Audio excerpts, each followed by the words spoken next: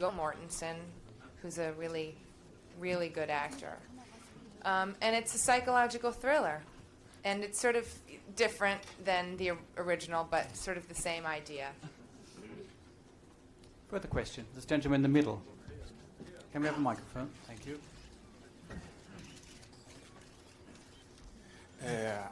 To you, are you disappointed to not to be in concurrence with the film that's supposed to close the manifest Berlinale?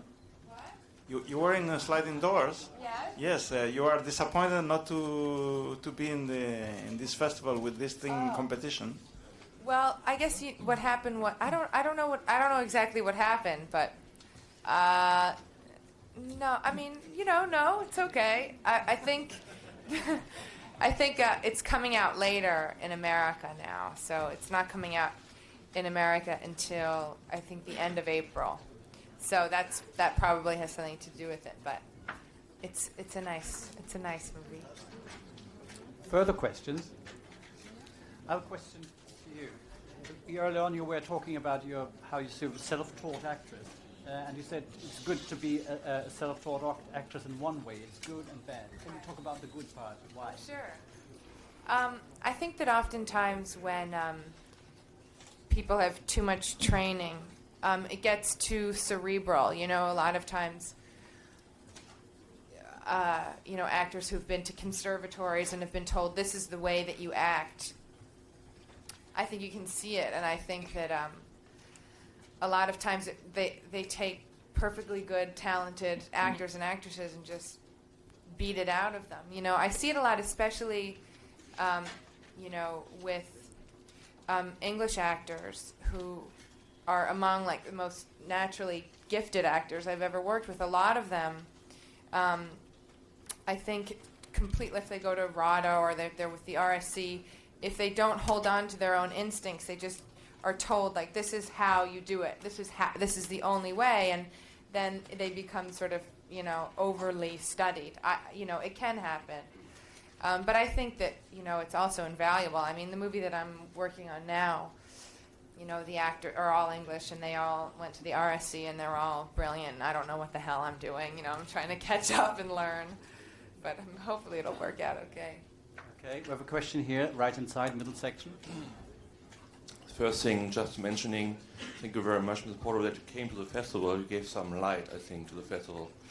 But my question is, of the music, Patrick Doyle did the score, also with Tori Amos. Was it your idea to involve this whole thing, or was it an idea of the production company? No, the whole notion behind the music of the film, I collaborated with Patrick Doyle before, and he started his collaboration before we started shooting. He started crafting themes, so we start having an idea of how the movie is going to sound, because sound and look, they should marry. And then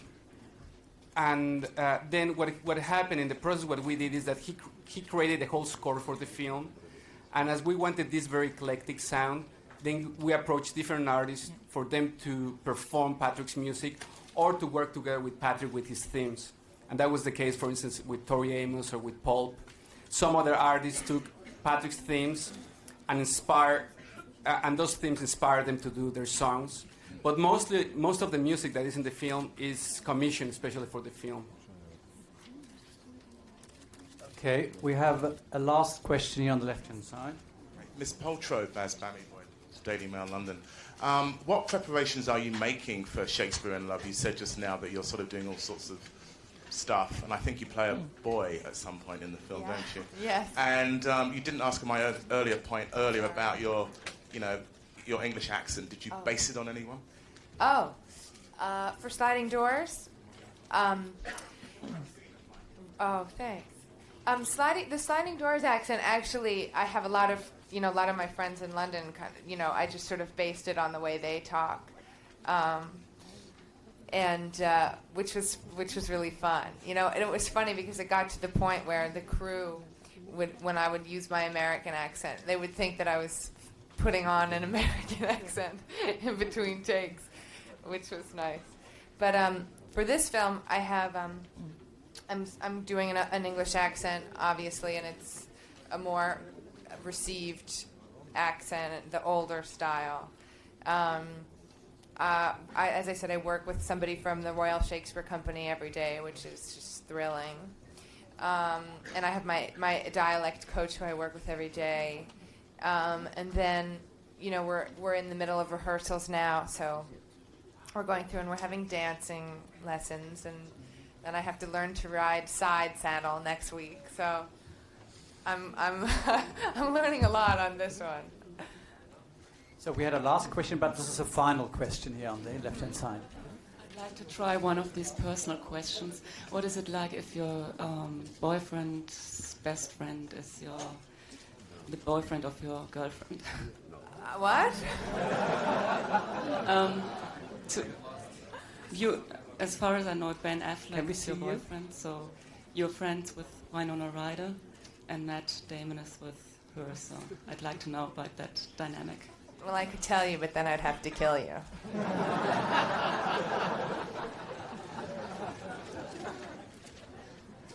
Okay. So before we stop the conference, I would like to make an announcement that tonight, before the screening at the Soapalast of Great Expectations, we have the director and actors on stage before the cinema starts, not after, okay?